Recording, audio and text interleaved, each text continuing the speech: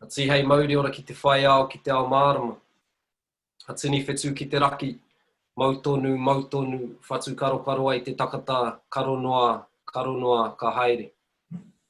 E taki mō tea nei te kākau mō rātou mā, ko karaka hea e tahu kumia, e tahu whakairo, ki te pōnui, ki te pōroa, ki te pō tifa, o tirā ki te poho aroha o hene nui te pō. Haere atu rā koutou, huri te pō nau mai te ao, a kāti, a tēnā koutou e noho mai nei ki te ao tūroa, a tihei, Māori ora. Anō reire, te tai whakaruka e te tai whakararo, pari mai ki te ākau o Pautama Rites of Passage, nau mai, kuhu mai ki tēnei wānaka, e ruku nei ki te kaupapa o te tohi, ki te taho te ruanuku, no te tai rāwhiti, te mata o titirangi, te uri o te aitanga a hauiti, ngā tira, Ngāti parau, tēnā koe te rakatira e Dr Wayne Ngata. Tēnā. Arere tonu nei ka mihi ki tēnā taho te ika, ki taku hoa mahi, ki te pauhini ngō Ngāti Kahungunu, Ngāti Tāne, Ngāti Vara, ki Mangaia, tēnā koe te tuahine e Crystal, Pekepo, Ratu. Tēnā koe. Nō reira, welcome to our third webinaka, Talking Tohi, Rites of Passage with myself, Tiaki Coates, no kai tahu whānui, along with my co-hostess with the mostess, the old girl of Te Aute, Crystal Pekepo Ratu, and of course to our very special kai kōrero tohuka of Māori literature and mō tia leader in the realm of te reo Māori and cultural revitalisation, the hauora Māori health and wellbeing superstar, Dr Wayne Ngata. Oh. Before we kick into it, a little bit about the Kaupapa Pautama Rites of Passage. Our mahi is to support taihohi as they're transitioning from childhood into adolescence and through to that great taumata of te pakeke into adulthood. We want to see our communities thriving, bursting at the seams with motivated, happy, resilient young people, taihohi, who feel connected to their Māori taka, connected to their communities, and of course, and we believe that we can do this through revitalising community-led kaupapa Māori Rites of Passage. Nō reira, last year we had a facilitated training for our wahine, and Crystal was one of our superstars. And so if I could throw the rākau over to you, Crystal, and maybe a little bit of a kōrero about your experience of the kaupapa so far, and then we'll get into our wānaka. Nō reira, tēnā koutou. Tēnā koe Tiaki. E tautoko ana i ngā mihi kua mihia. Tēnā koutou kua tāpiri mai, kua hono mai, ki tēnei wānanga, ki tēnei kaupapa o te rā. Me mihi ka tika ki a koe Dr Wayne Ngata. Kaore e kore, wai Māori e katoa, ngā kaimā takitaki, mātou hoki o Pautama Rites of Passage, ki tō hono mai ki tēnei wānanga, nō reira, ka nui te mihi aroha ki a koe. For those of you that have just tuned in, welcome to our webinar, our wānanga. We are honoured and privileged to have Dr Wayne Ngata sharing the space with us today. My role is a newbie in this space, Meki. I attended the facilitation training with 15 other wahine in Raglan, and the main aim was how do we encourage and empower young wahine through the different stages of life of our human cycle. Nā reira, ka nui te mihi atu ki a koutou. He pātai tēnei matua. When we look at the significance of tohi or rites of passage for our young tamariki, taiohi, our rangatahi, what are some of your experiences through the extensive mahi that you've done through mō tiatia around that space? Kia ora koutou.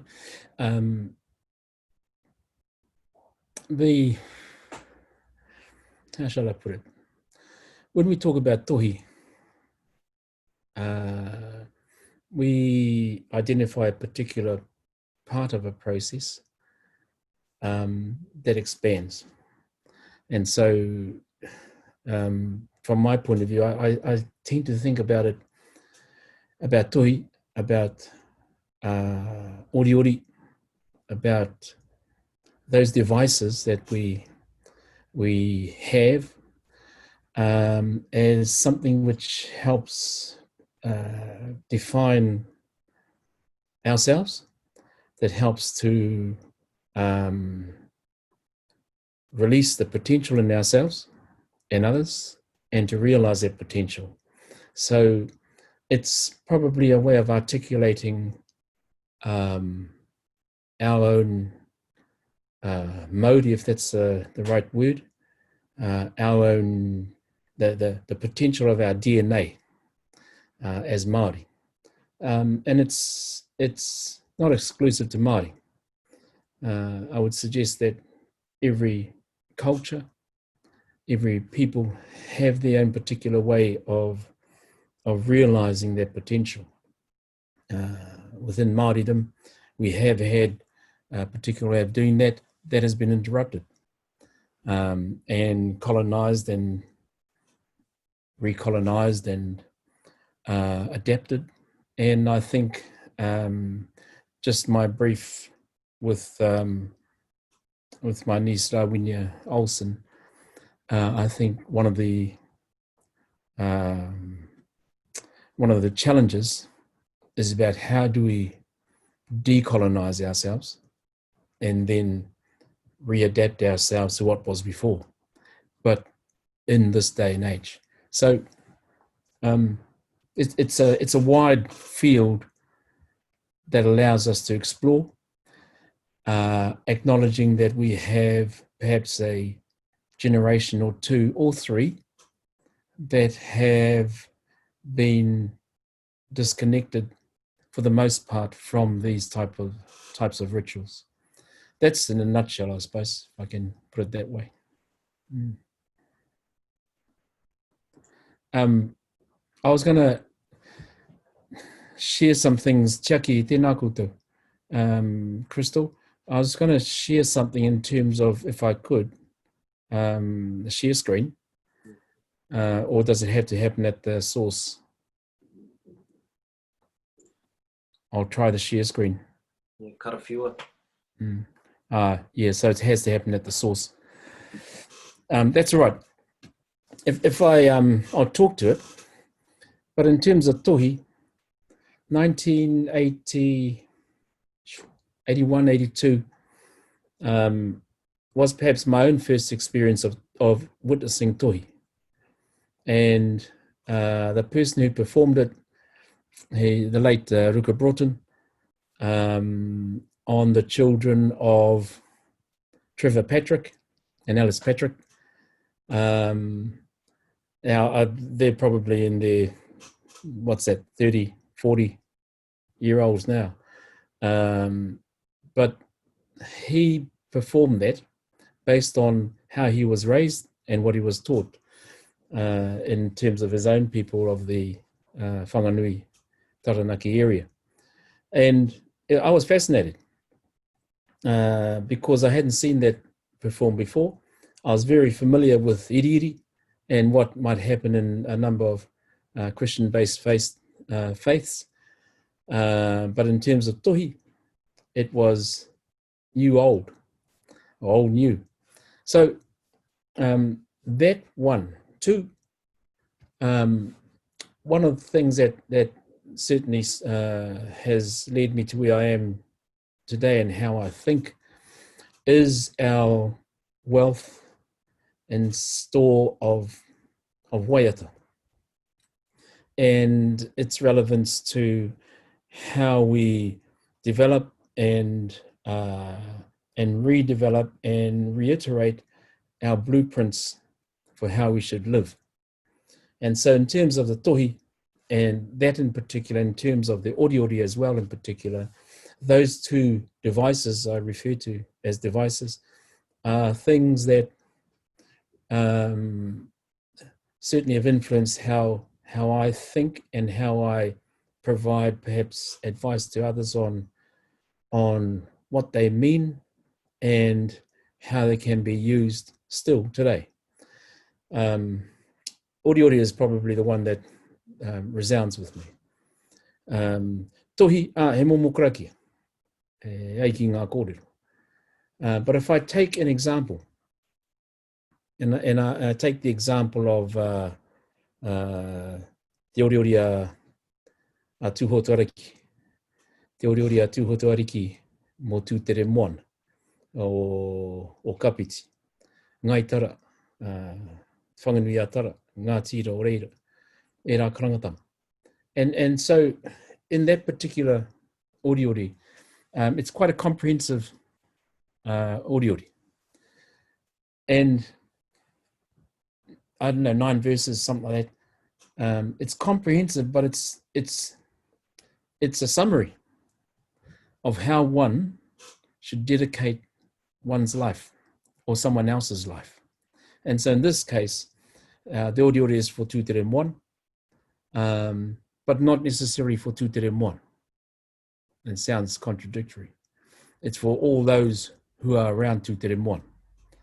Tōna whānau tunu, wana karangatanga hapu, iwi, pā, whatever. And so it is a way of instructing, of advising, of preparing people for how one should be raised and how one should conduct themselves in life. And so if we go back to the tohi, as or even before the tohi, and I think about a raft of karakia that we don't necessarily do today, but a raft of karakia, he whakawhānau tamariki, he karakia taumau, he karakia tangohanga, he karakia pākuha, he wena momoa huetanga katoa. All those particular rituals and their associated literature, incantations, celebrations, all those sorts of things, we've adapted very well to shaping them under a different type of worldview. And so I commend Asma ka mihia ki ngā wāhin. Ai korona koe Kristo. He mahi nui te whakaara anō e nā huatanga. Tahi, he mahi nui anō te whakaara I roto I te ao hou e noho nei tātai. Me te a, he reanga anō kāre pēr I te marama, kāre rāne I te rata, kāre te aha. Engari, kei te kōkiritia, tēnei momo kaupapa, hei oranga, mō ngā whakatipuranga kei te tipu mai, mō ngā whakatipuranga kei te haramaito. And so it's great that we have people who are prepared to rethink the world that we live in, to revisit and reiterate our own selves in a particular way that is relevant to us, that is relevant to this land. That is, that's amazing. And I say that because of the environment that we live in, an environment that has been disconnected for some time. And, you know, I'm not saying everyone's disconnected, but for the vast majority of Māori, disconnected, not just from being Māori, but from thinking Māori and doing Māori. And so what is it in terms of tohi? Who and how many and what point do we say to ourselves, this is something that is ready to be shared, is ready to be informed more and more widely, and is ready to be implemented, and is being done so. So in terms of tohi, the karakia and those articulations of tohi, I think are the easy part. That's the easy part. The hard part is the head and the heart and the puku saying, I. We should do this because it is the right thing to do in this particular point in time. And keeping in mind that if that starts before conception, during pregnancy, at birth, after birth, that again is just the beginning, because there's a lifetime that requires maintenance in a particular way based on that tohi. And so we say, the simple ones are tohia ki te wai no tu, or tohia ki te wai no wai. We dedicate a child to a particular pathway. In doing so, we therefore have to be really, really well prepared to maintain that pathway, to create the conditions that ensure that that child grows in a particular way, and that that child's, the associations of that child, whānau, whoever is around that child, are aware of that, and they are part of the conditions. So for me, the oriori becomes a big part of that process. And that's tino hei te kai ngākau engari ka mate au tēnei me te oriori. I use a phrase that one of our tipuna published in Ngā Mōtete. His name was Apirana, by the way. And he was instrumental in one part of the process of recovering some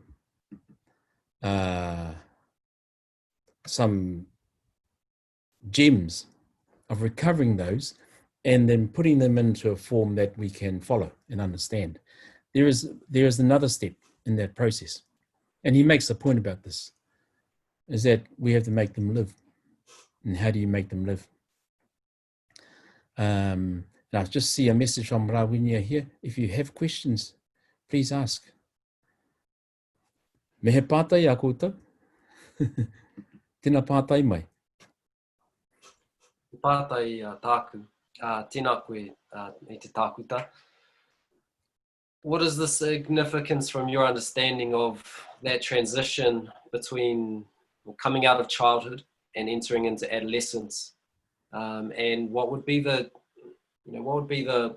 pathway or the passageway that would be, or the rites, more to the point, the rites on that passage towards adulthood?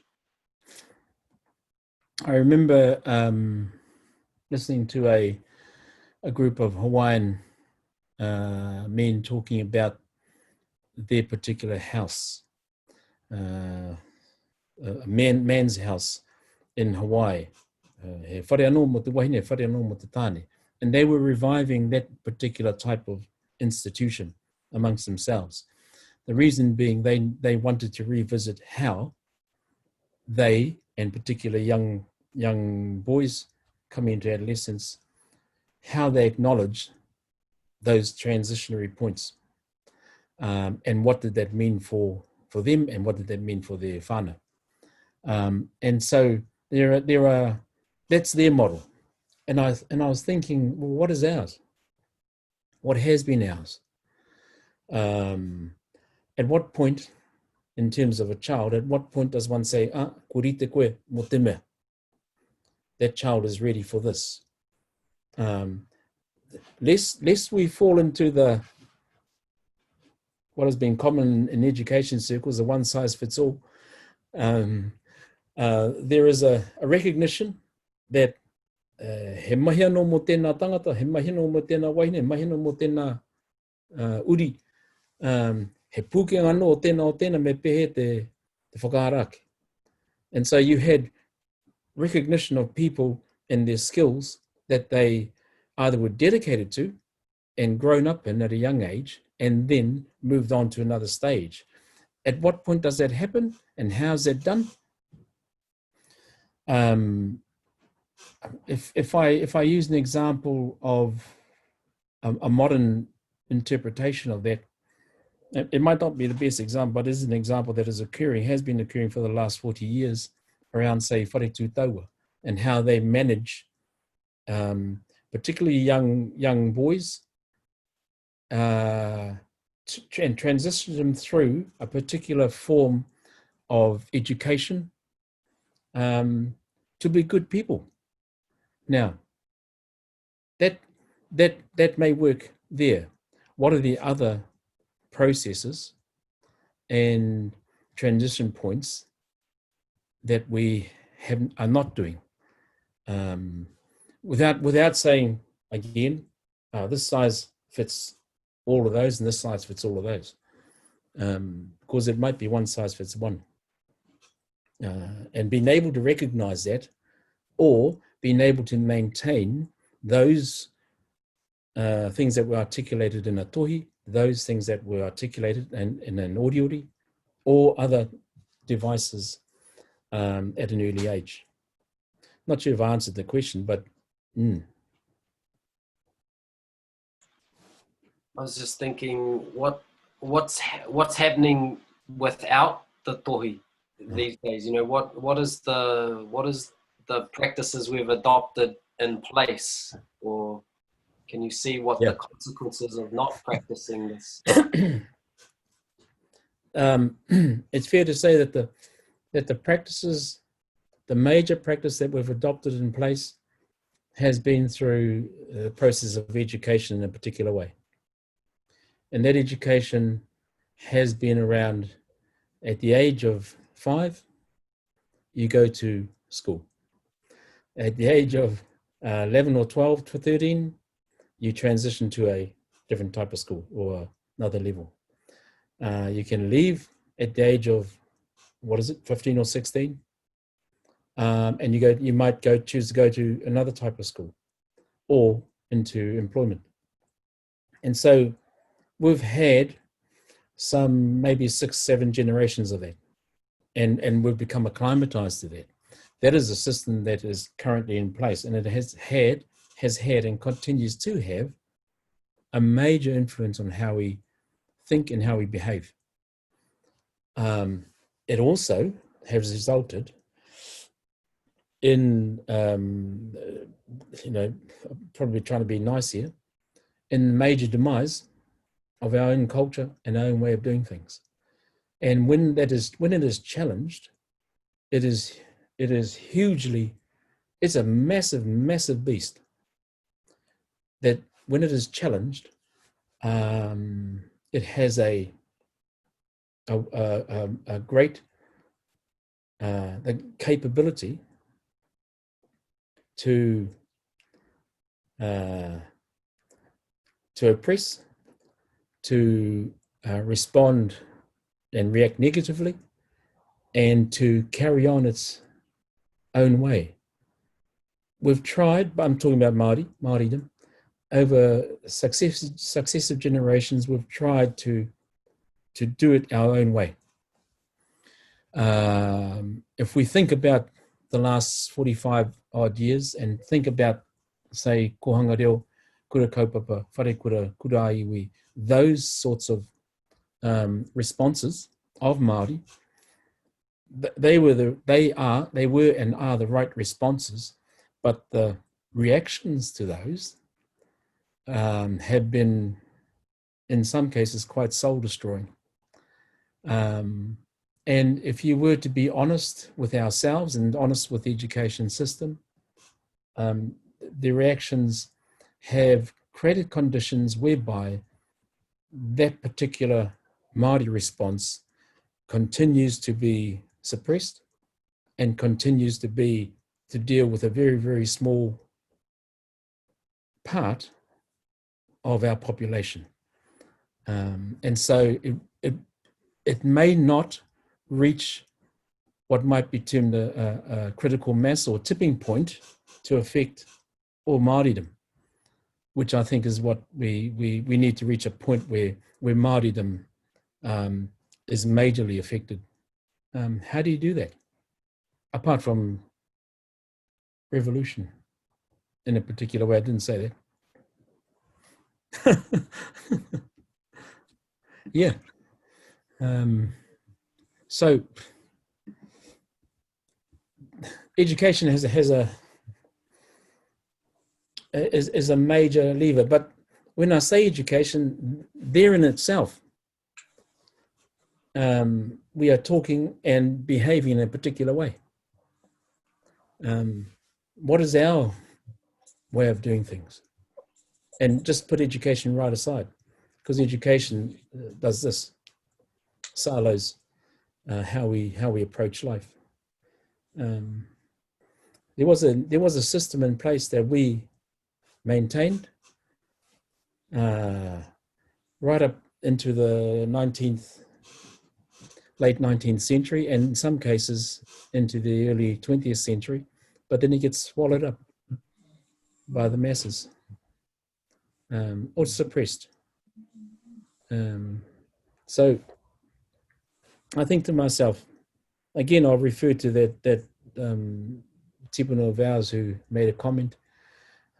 He made the one comment, e tipu e rea mō ngā rā o Teuroa. So what is our world? How do we grow and develop in our own world with the conditions that are here now? Yeah. I hope I answered that question. Tēnā koe matua. Earlier on, you mentioned around adaptation and to challenge, decolonize and readapt ourselves. I guess in the kōrero that you've just given us around oppression, are there any new tikanga or practices within a process or a rites of passage process in te ao hurihuri, I guess? Are you talking about Māori or general? I guess it's more around adapting ourselves in today's world.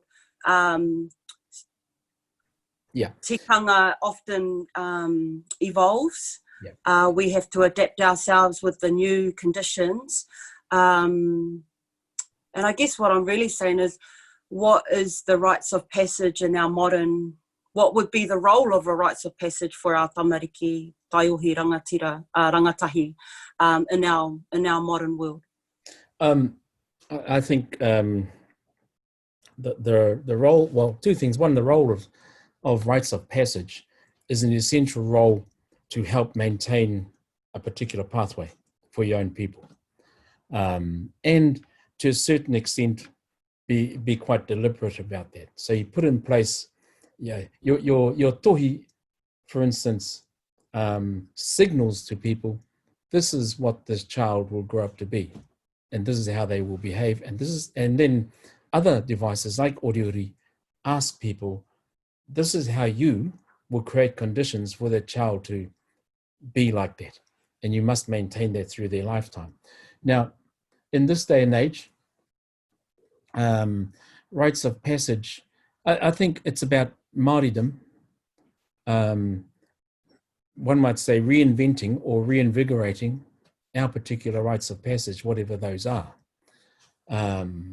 So in terms of how children develop and grow into adults, there are particular ones that are well known, but not necessarily well practiced.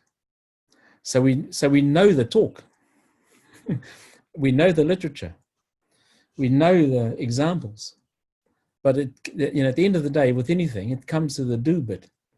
We don't necessarily know the do, or we do know what to do, but there is like I said before, there might be 2 or 3 or 5 generations of pressure on somebody to think a different way and therefore behave a different way.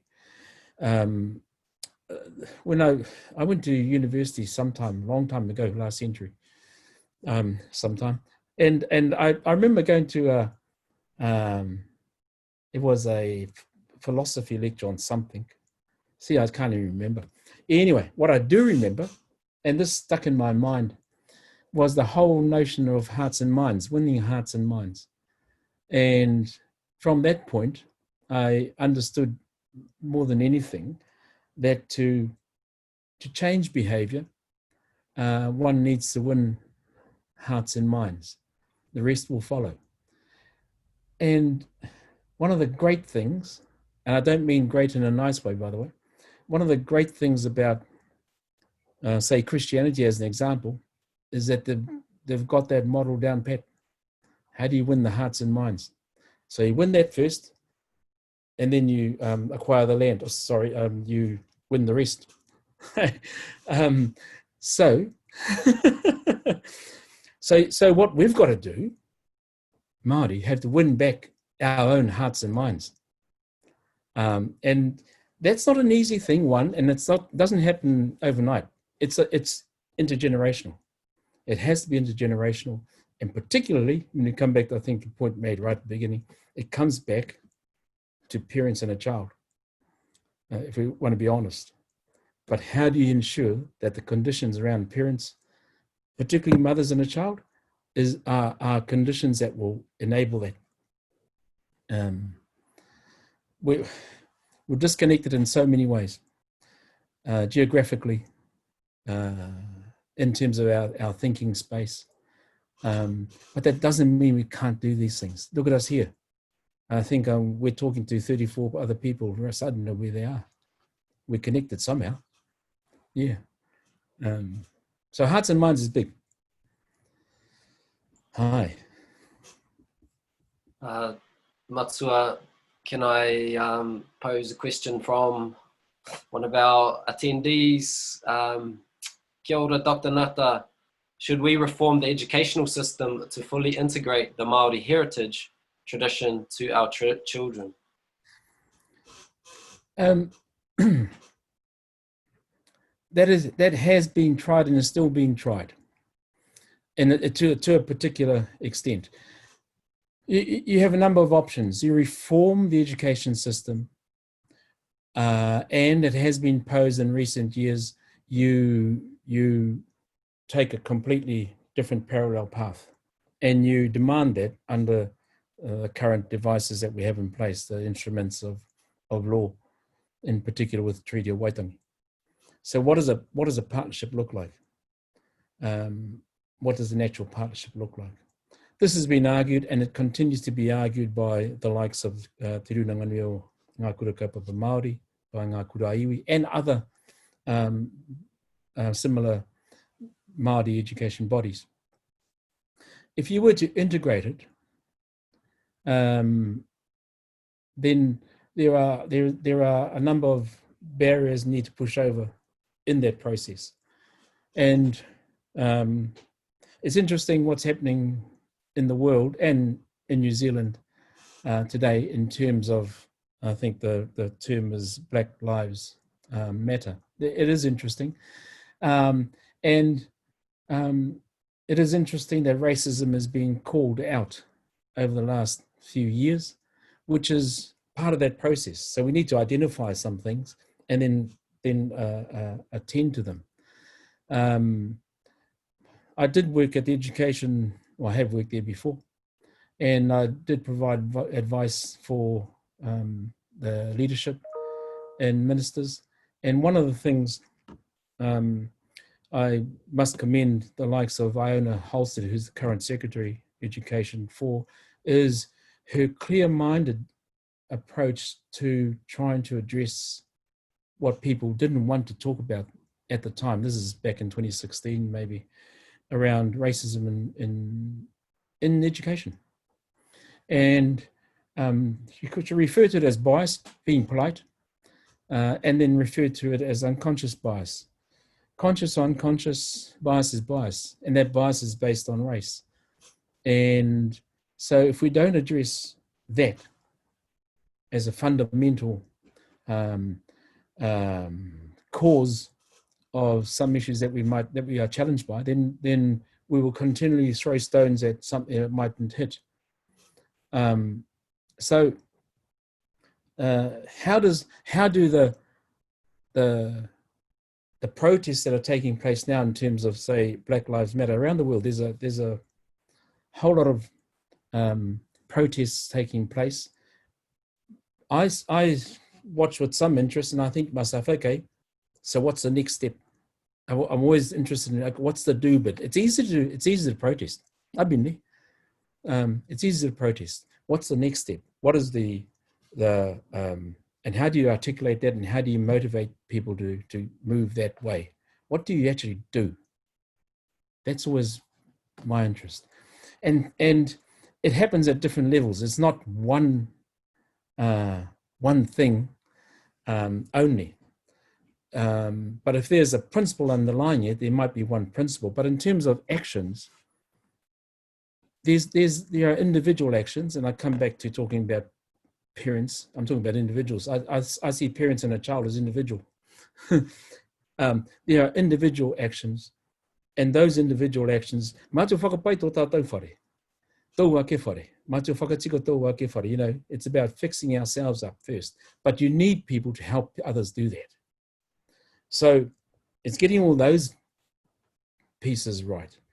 And at other system levels, it's understanding how systems work and how do you change systems.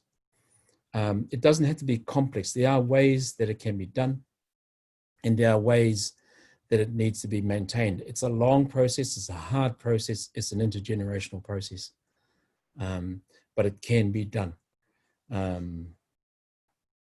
It's what's the one thing that can change it? It does. It's simple for me to say right here. I said to my daughter the other day, she rang up and said, oh, she got a full license. Yay. Great. And then I proceeded to tell her about all the things that we expected of her when she was young. We wanted her to get an education, wanted her to finish school, wanted her to get a degree, wanted her to get her license, wanted her to get her surf life-saving qualifications, wanted her to get ABs, all these sorts of things. We did all that. That's a ori.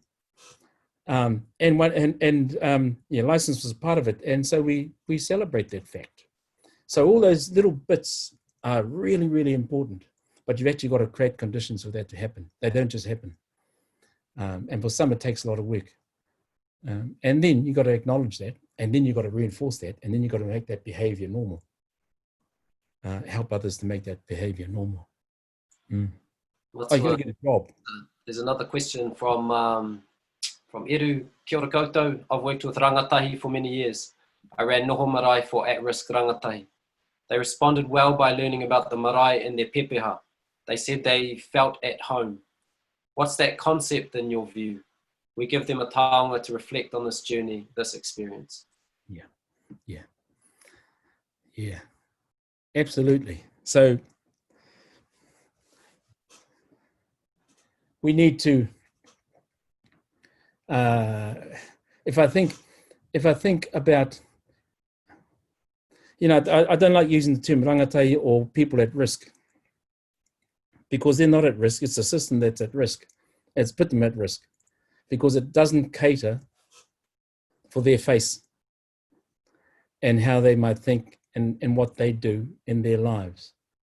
And so what we have are all these clip-on, I refer to them as clip-ons, all these clip-on responses to at-risk people, when in fact there should be a fundamental response at the core of whatever is dealing with these that changes the core, so that you don't marginalize and continue to marginalize the at-risk. And in most cases, or dare I say the vast majority of cases, those at-risk people are brown in this country. That's a fact. And so they start young, and that spirals. And I don't need to say where that ends up. And our system creates that. So the system is a risky system. So in terms of noho marae and having at-risk rangatahi in those places, that's absolutely the place that, if they're connected to that and they feel connected to that, that's the fundamental basis of engaging in anything.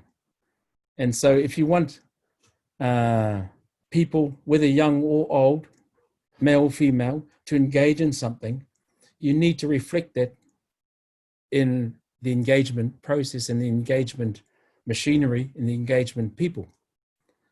And that has long been espoused by people before me and continues to be espoused, but not necessarily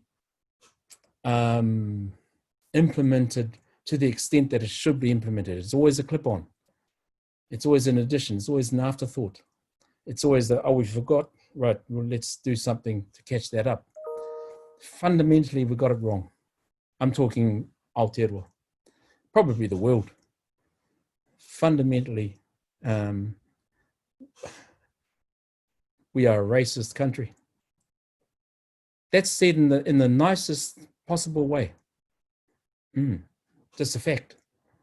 Yeah, we don't know it. Some people actually might not know it, but if you delve into how they behave in certain situations, it doesn't take long, and you get a particular type of reaction or response, and you highlight that, and people, it's best if people come to their own realization, oh, that wasn't very nice. That was me responding in that way to that particular situation. And that wasn't good. It's interesting when people self-analyze their behavior. I was just reflecting on an experience that I considered my rite of passage, which was I was 20. I was studying with your mate, Dr. Heke, down at Otago, and I was on the first auraki bound, which was a journey from Te Tauihu o Te Waka down to Te Maukariki ki Auraki. And that for me, that was a 3-week rite of passage. It was connecting with my awa, with my moka, with our pāharakeke, and walking those ancient trails. So it was very much the mahi that you've been doing as well, to revive, to revive this practice of going back to our moka. And on the intro to this webinaka, I know that it says that you'll often be seen taking selfies at the top of titirangi. Could you tell us a little bit about, the work that you have been involved in about getting our rakatai, our whānau, out into Taiao, and maybe if there's a connection as well with rites of passage that you've made? I think the thing about people like Ihi Heke is he's a provocateur. He's a shit stirrer. And what he does is get in your head. So he challenges thinking, hearts and minds. And the simple question he asked us many years ago was, okay, so ko he tō mau, ko titirangi. Ai, hea ngā kōrero? Blah, blah, blah, okay. Or me kōrero ngā waiwai. Oh, okay. So I say to people, right, me kite ngā waiwai ngā kōrero. And it's not about physicality or physical exercise at all. It's about whai te mātauranga, find the kōrero. And so what we're doing currently, and by we I mean there's a group of us around Tairāwhiti and some from up north as well. And we're working with kaiako and kura, Māori medium, and just trialling how they might revisit their curriculum and the approach to their curriculum by an environmental approach. So, for instance, finding out mātauranga in different taiao, whether it be ngahere, wai, maunga, awa, snow. We're down in South Island sometime August, it's going to be bloody cold. And finding the mātauranga there. How to mātauranga kei reire e takotoa. And then working out, okay, what's the connect? What is the learning opportunity within that particular place?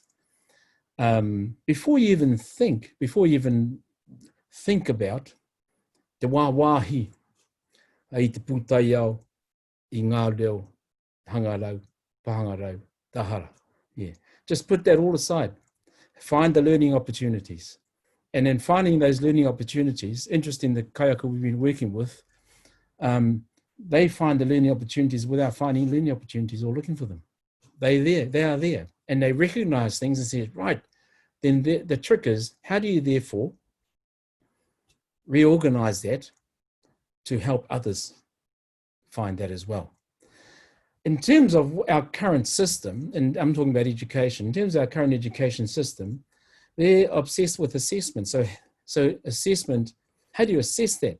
There's an NCA type of way of assessing. There's a Māori way of assessing that we might have forgotten about. So, without going into detail, we're exploring this and trying to help kaiako see the world in a different way, but in a way that is not new to us.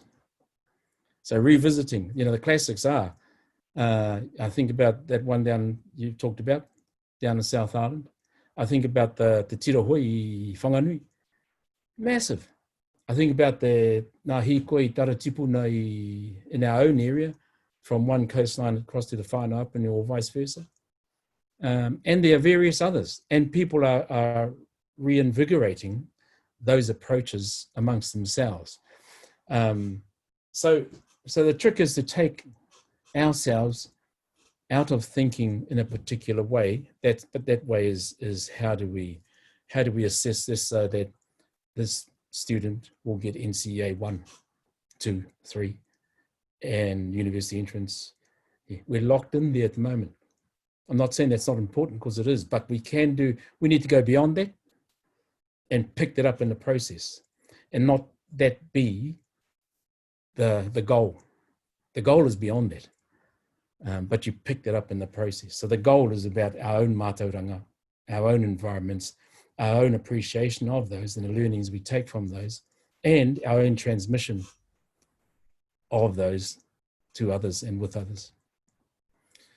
I just made that up, by the way. No, like I said, we're testing it. We've been testing it for the last 12 years, 13 years, in various environments, and with Indigenous peoples elsewhere as well.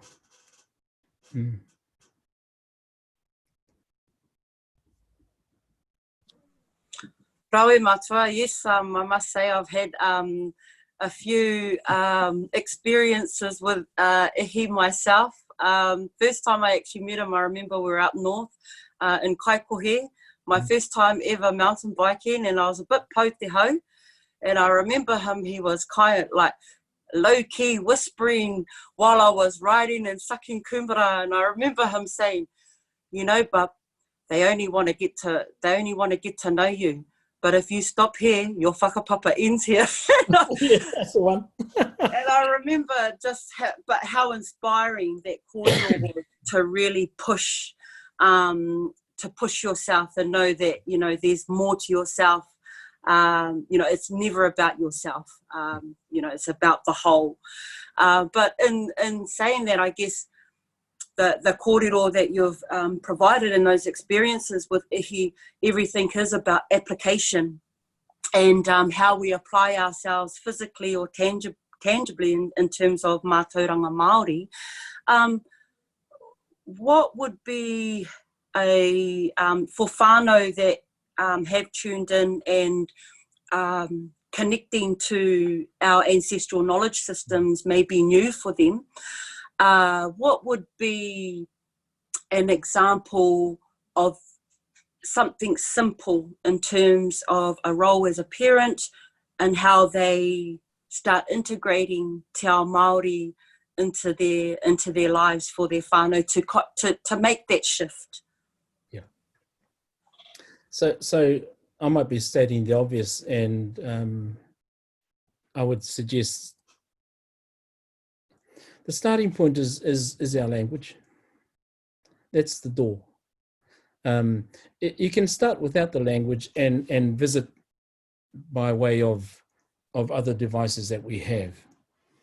But at some point, the language has got to be the doorway, because when you open that door, what is inside the Māori world is magic. But it can only be accessed, truly accessed, authentically accessed through its language. And so opening the language door can be a very small step. For many, it's a quantum step, because it's a mind thing. There are successive generations of barriers, either self-imposed or imposed by others, on our minds to not value who we are. And to value who we are is about valuing our doorway into our world. And that's the language. As simple as kia ora. There's 2 words. That's a start. So otherwise I could go on and on about a whole lot of other ways of doing things, but the simplest way is finding that connects through the language, because that'll lead to a whole lot of other things. We've got how many minutes? We've got 7 minutes to go. Tāne Māori, me pēhea te whakapātu ki wā rātou ngākau. Yeah. In the world we have today, there is a notion that men, masculinity, males have to be and act and think in a certain way. When I think about say tohi and tohi krakia, and then I think about all the stories that have been handed down, those stories in the main support that notion, which I don't necessarily agree with. But those stories have come through a platform of interpretation or reinterpretation, whether it's through a publishing platform or through a secondary source. So probably what I'm saying is that I think we need to revisit how we as Māori, males, redefine ourselves in this world. And that's based on being good people. I don't go past the notion, it's hard to go past the notion of being a good person. What is a good person? It doesn't need to be explained. So as males, what is a good male? What is a good male role model? There are many actually, in this world. And so again, it's about finding the conditions to promote those and highlight those and help others to that particular place. Whether the tools that are used or the devices that we use in, say, things like ori or waiata or haka or things like that. There's one, haka. Haka worries me because haka promotes a certain masculinity, when in fact haka is far greater than that. Yeah.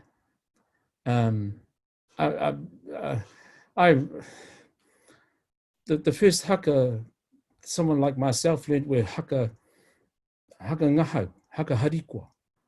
Nothing to do with trying to bash somebody up. Oh, yeah, that's just one little part of the haka spectrum. Tāne ma. There's haka for everything in life. Hanging the clothes up. Sure, there's a haka for that. Washing the dishes, there's certainly a haka for that. Yeah. So all of that stuff, I'm not being facetious, but we need to revisit ourselves. And I've used the example of the Hawaiian example before about what they have been doing for the last maybe 20 years, revisiting their models of what it means to be a good male person.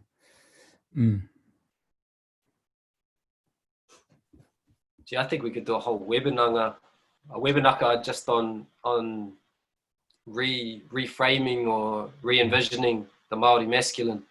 Yeah. Yeah. Mm. You know, I'm just going back to what you were saying about the state of the education system, the state of this country. You know, how would practicing community-led rites of passage or kaupapa Māori rites of passage, like how could that change the picture? Sorry, say that again? How could practicing community-led kaupapa Māori rites of passage change that picture? So I think that's the very essence of how you build your community. So whatever that community is, because you can't be an island in somewhere, and your community can be as big or as small as your immediate whānau, or beyond that, your marae, a wider community. But it's a system, so you treat it as a system. Whether it's a shop as well down the road, the farmer down the road, the people up the river, the ones on the coast, the several marae that might be there, they're all part of the one system. So you do need to find some connects to all, and you do need to find some buy-in from all. Otherwise, you'll spend inordinate amount of energy and time trying to respond to those things you don't need to respond to. That might challenge that particular way of doing things. Yeah. Mati witoni koe kōrero, mati witoni tangata e kōrero. Mana hoki e whakamana.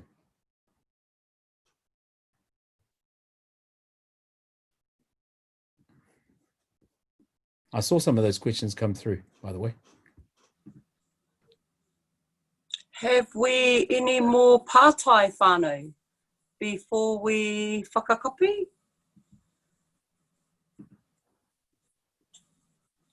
Ka pai. Renee, he pātai koe e hoa?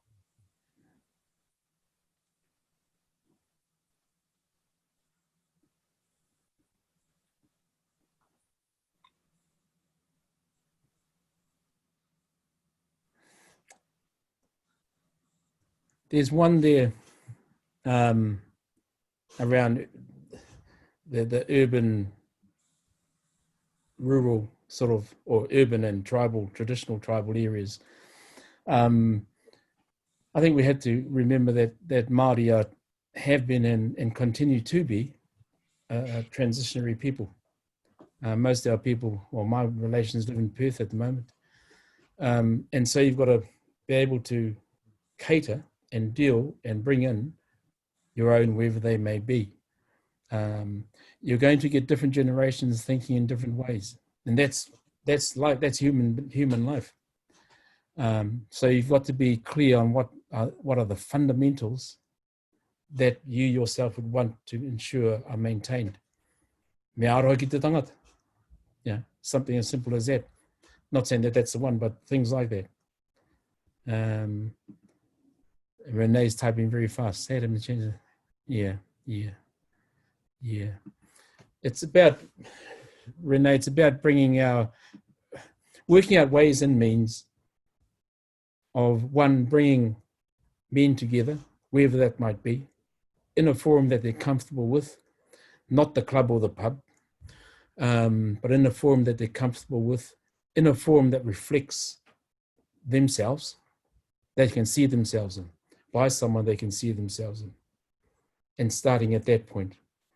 And interesting enough, I think everybody, men included, are really interested in what the future holds for someone that they are close to, particularly their children.